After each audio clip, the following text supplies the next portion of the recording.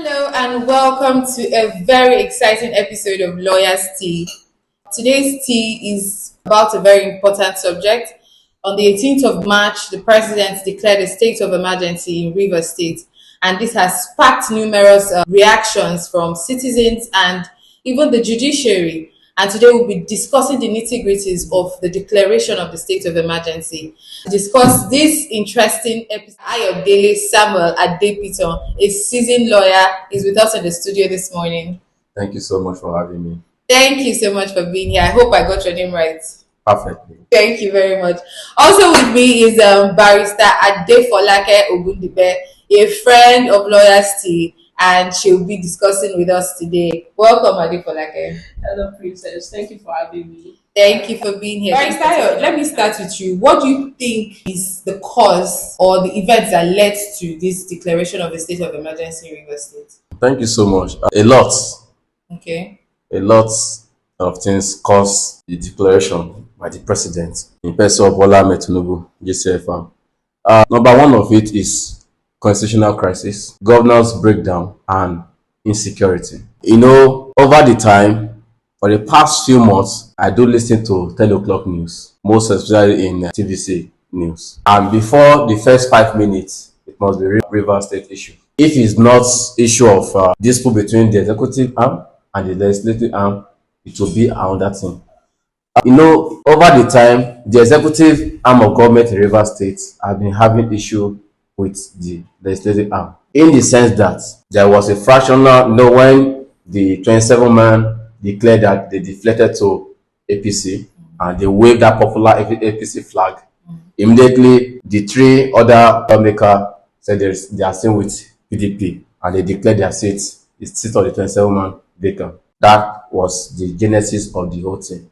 And the executive, instead of them to find out the whole thing, to broker peace, choose the house they want to deal with. And the executive think towards the three-man lawmaker, and they presented all the appropriation bill and it was passed within a jiffy. I wonder how a three-man house can approve a appropriation bill, and that was the whole thing that happened. Constitutional issue now started.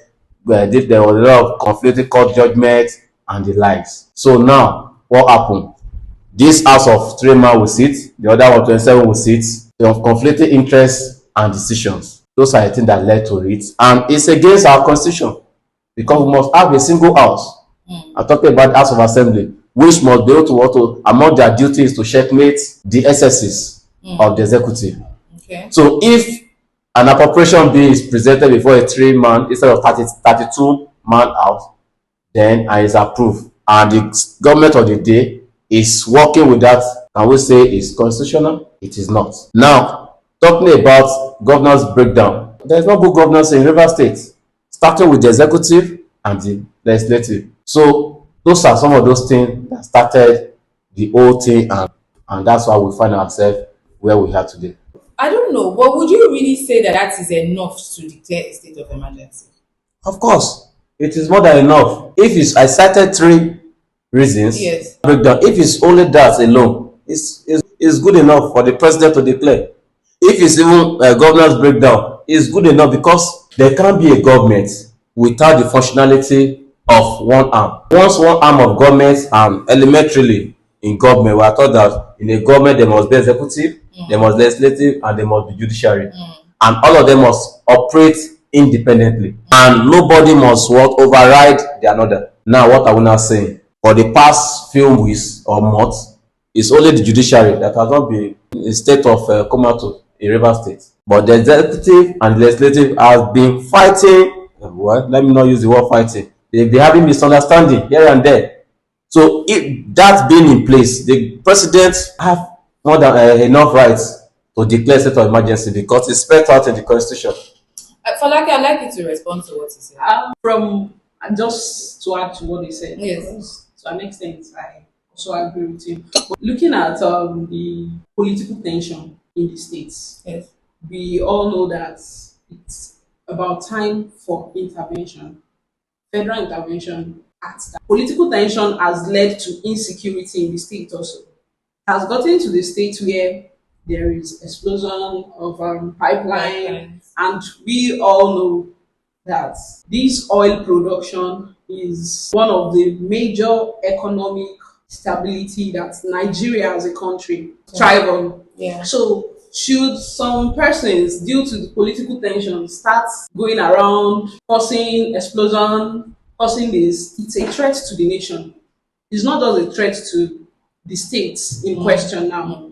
It's a threat to the nation. And despite the judicial intervention also, listen to these courts as giving judgments, and some persons will still go ahead and start operating against the The judgments. So we need to see to this thing that there is a need for federal intervention, because it has become obvious that the state cannot operate on its own, cannot govern its own administration. So there is a need for federal intervention in this case. Okay, I concede to your view. You have something to add? Yes, I have. This is one of the interesting topic that I've been showing over the land, and this is one of my core area that I take pleasure in, just like if I'm eating rice and beans. Now, looking at it, when it comes to issue of national security, no matter who you are, nobody cares. Once anything borders on national security that affects another state,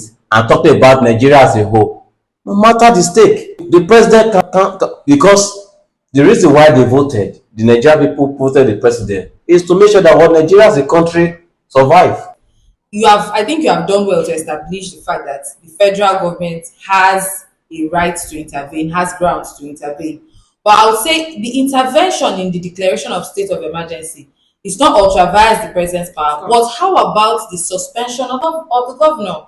Why this thing is sparking an uproar is because people are claiming that there's a bias, between the past administration or past governor of Rivers State and the current governor, and the president is taking sides. You understand? So, do you think that to that extent, the bias is what has led to the excessive, exercise of the president's power? And that's if actually he has not even gone ultra vires the provisions of 305, which is the grounds on which he stood on to declare a state of emergency. Is he ultra vires his powers? Is this born out of bias? That's what the people want to know.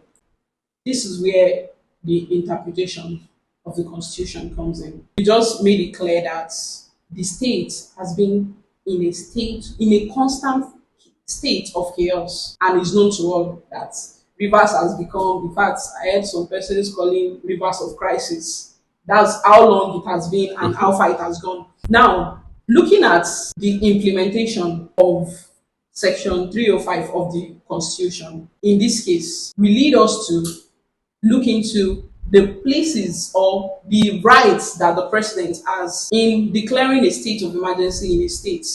Okay. And in the words of the Constitution, when there is actual breakdown of law and order in a state, the president then can step in that situation, in that situation, and declare a state of emergency. Okay. Now, the question is, do we agree that there has been actual breakdown of law and order in the states? Or is the president envisaging that there is going to be imminent danger? Can we see it ahead of us that there's going to be actual danger? Should I not step into this situation? And this on its own. Looking at the other part of it, then I'll say the president is looking at imminent danger. Then does the constitution gives the president the right to come in?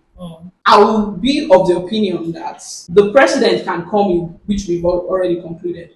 But in this case, the president coming in is needed in this situation. Now, the part where I'm not seeing as being needed is the suspension part. Okay. I don't think the state has gotten to a place where the governor of the state needs to be suspended, the deputy governor suspended, alongside the state lawmakers of the states.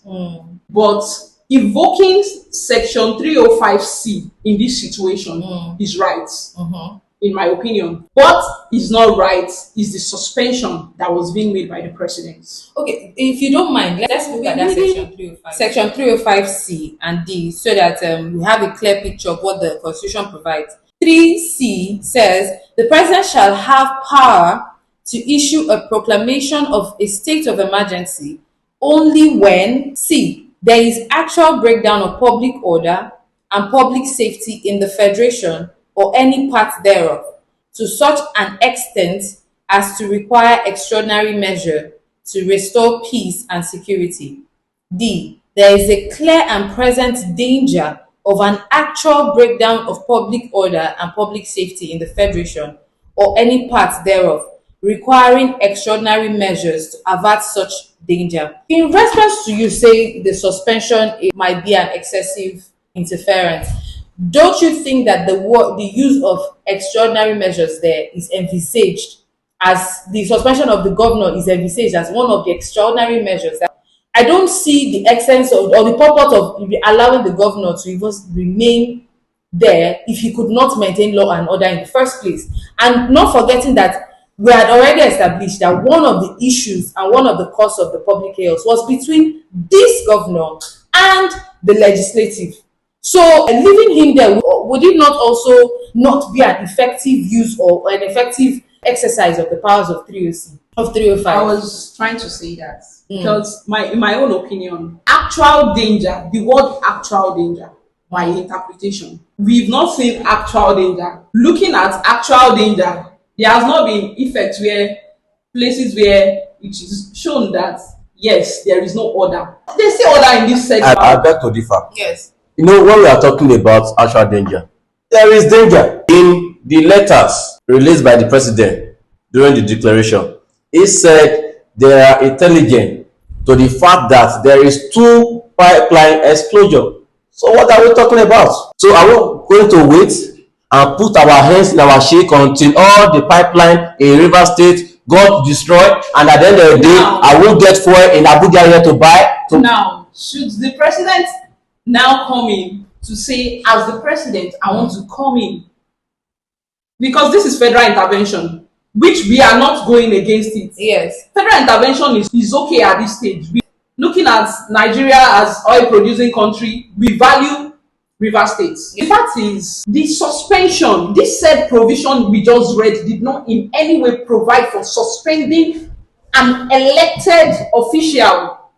This is democratic election. This is where people went ahead to vote. Now, can the president come in to now then say, I'm suspending an elected official? Now, to answer that question, that same 305(3)(c) said extraordinary measures. You are a lawyer. Our extraordinary measure. Extraordinary measure can be suspension, and it's even good for the governor. When the president and the elected, you as a voter, you went ahead to vote.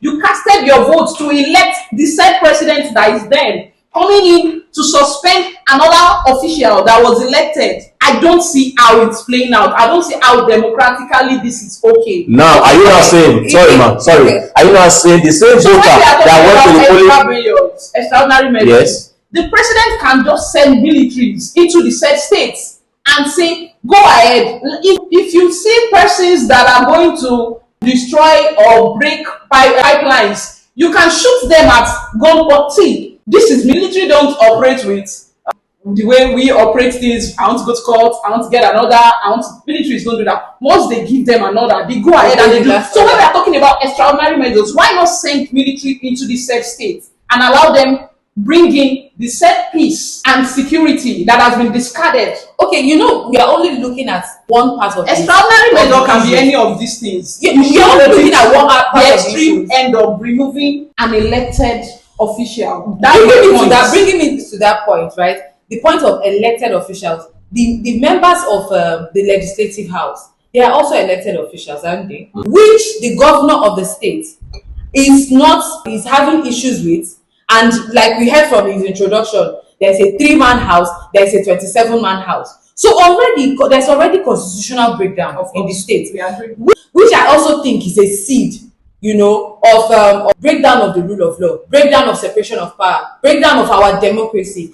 If it is condoned at that level, then there's no way the president cannot say he foresees a state where other states will follow suit, and then eventually resulting in a worldwide or nationwide insurrection and insurgents. So Let me even come in at this time.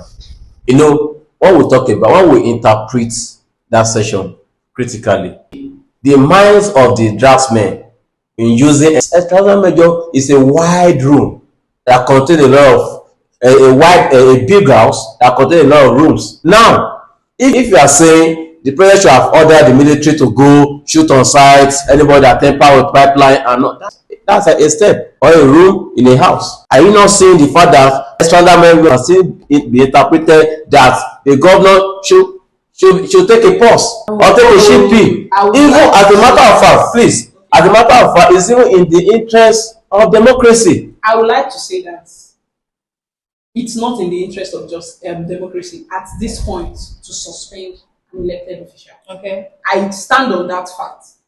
Extraordinary measure could have been any of these other things that could have been done by the president to see to it that security and peace is being restored in the said states. But extraordinary measure does not give you the right to break down the democratic or federalist principle of there is the federal, there is the state, and there is the local government. These three tiers, they operate separately. Now, if the provision, according to Barrister Ayo, saying that reading the mind of the draftsman, now should the draftsman be thinking that there is a need for extraordinary measure and then the president can go ahead and suspend the governor? Why then is section 2 of that 305 given the governor in this case to then even call or beckon on the president to come in and declare a state of emergency in his own state while he is still the sitting governor? I don't think we should read this part of the constitution without reading it in context as it comes. yes, Because the provision is also that, I don't know if you will help us read the said subsection 2. He's saying that even the governor can, in his own power, implore the president. So if I'm imploring you as the president, Barrister, to come into my state and declare a state of emergency because I deem it fit that it has gone beyond my power to maintain law and order in my state, I don't think you will come into my state and then remove me and usurp me of my own power and then bring it. I think you will only send your own aid to come in and assist me in carrying out this law. Now it's good. there is no way. We have looked at it. We have looked at it in the instant. Even before all these things go haywire, the president, in his fatherly role, has called all the party involved to broker peace. You will agree with me? I agree. The meeting was held in Abuja. I agree. And now there was an agreement to that effect. But this same governor still went ahead when he went back to the rivers. Still went ahead to want to discard what the agreement that he was party to. Now, are we going to sit down here and blame the president for making sure that Nigeria remain Nigeria? See, if the draftsmen intend that extraordinary measure must be taken by the president, then in as well as nobody is happy for anybody to be suspended or to be removed from his office or whatsoever the word might be, but the fact still remain that as we speak currently, the actions and the inaction of the president is bringing peace to Rivers State. We are happy to the fact that we are listening to news every day since then. There has not been any issue in Rivers State. And as a matter of fact, does that now mean that the suspension is intending to punish the governor? It's not. It's to bring peace to the state. And as a matter of fact, last before we off my mic, the lawmakers, the House of Assembly, they are in support of what the president action, and they release a statement to the fact that they are in support of what the president has said. So what are we now saying here? No. So what government is what the contention here is not that the president declared a state of emergency. Everyone thinks the state needs the declaration at this point. Nigeria agree with the fact that the president can come in and declare a state of emergency at this point in Rivers State. It has gotten to that stage. The contention here, you stated, you said it first. You said, reading the mind of the draftsman. We are trying to continue to read the mind of the draftsman alongside with you which was why I brought in subsection 2. So the question that I expect you now to give us answer to is reading the mind of the draftsmen that require extraordinary measure. Now, is it still the mind of the draftsmen that when now Governor Fubara now calls the president, or should he call the president and tell him at this point the state has gotten beyond and I cannot continue to perform my constitutional rights in this state, and the president is stepping in based on that subsection 2 that gives the governor the right to beckon on the president to come in and assist in bringing law and order to the state. Will the president also still have the right, because of the said extraordinary measure, to now suspend the governor of the state? Because we are reading the mind of draftsmen now. Before